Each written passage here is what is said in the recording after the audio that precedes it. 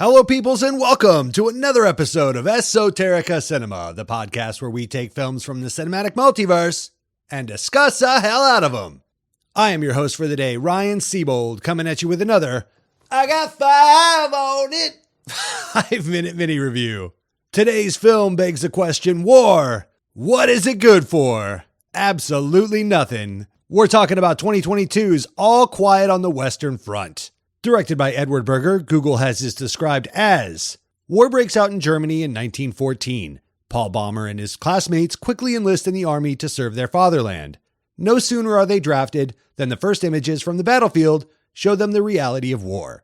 This was based on a novel from 1929 by World War I veteran Erich Maria Remarque and stars Felix Kammerer in his very first role, Daniel Brühl, and Albrecht Schuch, whose name I'm probably butchering, and I'm very, very sorry. All the performances in this film were phenomenal. This film really stood out to me. It's a technical achievement. It had political statements that still ring true to this day, and it had a lot of heart. But more than anything, this film stood out to me because it was a World War I film that was told from the German perspective by Germans for the very first time. The novel's been adapted twice before, once in 1930 as an American silent film, and again as a miniseries in 1979. But never before has this story been told from the German perspective. Now, at first glance from watching the trailer, you could easily pass this off as another version of a war is hell kind of movie, one that we've seen 100 times before.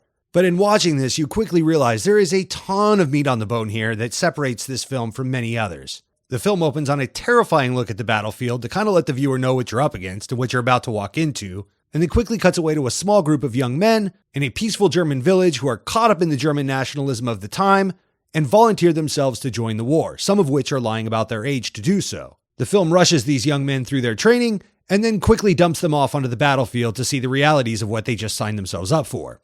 Now, I say this is a unique experience because I think the normal cinematic portrayal of war is more one of good versus evil, or the good side versus the bad side, us versus them. It's usually rife with tales of heroism and villainy, but this take was really special in that it really kind of focused on the chaos of war. And in the trenches, it's not good or bad, it's just staying alive, trying to keep your friends safe in the trenches. This was a very personal tale told on a very large scale. It had all the horrific elements of the Omaha Beach scene from Saving Private Ryan, interwoven with a lot of the moral quandaries of a movie like Born on the 4th of July or Paths of Glory that we've discussed on this very show. War is so often thought of as these were the good guys because they were defending their homeland, and these were the bad guys because they were invaders.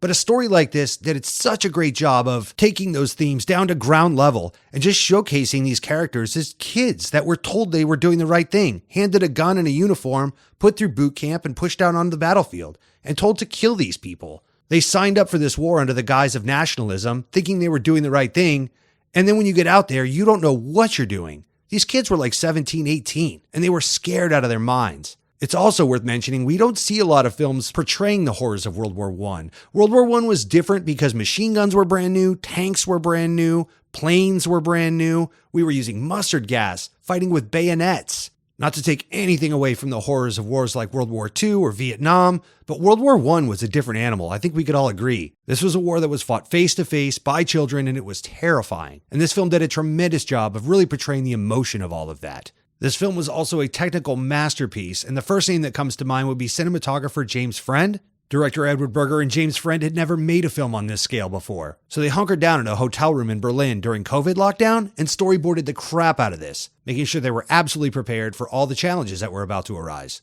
This film was shot on an Arri Alexa 65, which gave them an almost IMAX-level sensor to capture all the battle scenes, an Arri Alexa Mini large format, which they were able to put on a gimbal as we follow our characters through the trenches and out onto the battlefield, and a Sony Venice, which is notorious for its low light capabilities for all the night shots. But yeah, the cinematography of this film was astounding. Rather than feeling like a spectator of war or something you were watching on a screen, you felt like you were actually on the battlefield. This was a tremendously immersive experience.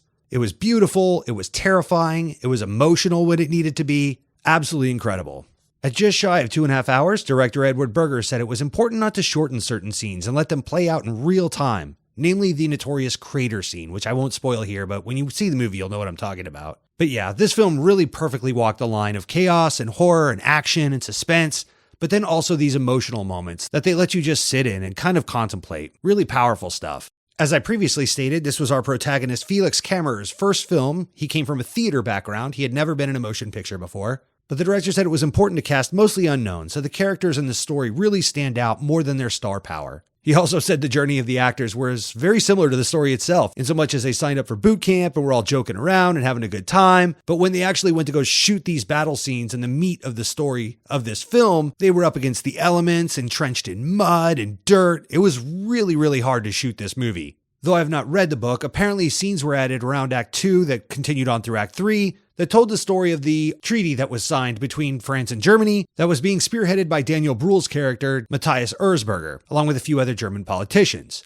The treaty Erzberger and his fellow German politicians signed agreed to pay unrealistic reparations to France and all their allies, and went on to bring some of the highest inflation to Germany that the modern world has ever seen and provided an unrealistic world for all the German soldiers to come home to. So though the treaty brought an end to the war, it also brought along some very, very hard times to Germany. Though that was not explicitly portrayed in the film, it did offer a decent amount of foreshadowing into what we now know happened moving into World War II. Erzberger was assassinated in 1921, and Hitler and the Nazis then went on to use the unfairness of the treaty to stoke yet another round of German nationalism. These scenes were not in the original text, as the book was written in 1929, so the author Remarque wouldn't have had this political context of World War II because it hadn't happened yet. But like I said, it offered a nice little bit of foreshadowing, and it also offered a contrast between the war itself, using these kids as pawns, put against the lives of the politicians and the generals running this war, as they met in their comfortable train cars and divvied up coffee and pastries and drinks as they negotiated this armistice. Again, very reminiscent of the Kubrick film Paths of Glory. He showcased that very well also. Aside from the cinematography, I'd also say the music really stood out to me. Composed and performed by Volker Bertelmann, rather than being a triumphant, heroic score of horns and swelling strings, this had a lot of electronic horror elements, really showcasing how terrifying this all was. It's bananas. But yeah, the art direction, the production design, you're going to spend 2.5 hours in the mud. I will say it's not as gory as some other war films. It takes you right up to the threshold that you get the idea of what these kids are going through, and there are definitely some cringeworthy moments, but I can say it's not gratuitous. Anything this film shows you is to make an emotional impact, and it does a great job of that. My 3 adjectives are flip-flop, because it shows you the German side of things for the first time. I can say as an American, my only experience with war films are usually from an American standpoint, where we're the good guys and we're going to go out there and be heroes and blah, blah, blah. But this stripped all that pretense away and just told a tale of humans, of kids in the trenches being told they were doing the right thing, that were swelled up in nationalism, volunteered to fight for their country, and when they got out there, they saw the realities of war. Insightful, because again, this isn't a good guys versus bad guys kind of movie. This is more akin to Born on the 4th of July or Paths of Glory. This is an insightful war film told about characters and real people and the politics behind it all. And my last one is heartfelt, because war is hell, folks, and you really, really feel for these characters. They did a great job of showing the bond these kids had with each other and what they went through in the trenches. You're really able to put yourselves in these kids' shoes and dealt with not only the horrors of the battlefield, but also the elements, the mud, the weather. This is a beautiful, well-made, well-acted, incredible experience. It's on Netflix right now. I'm giving this an A.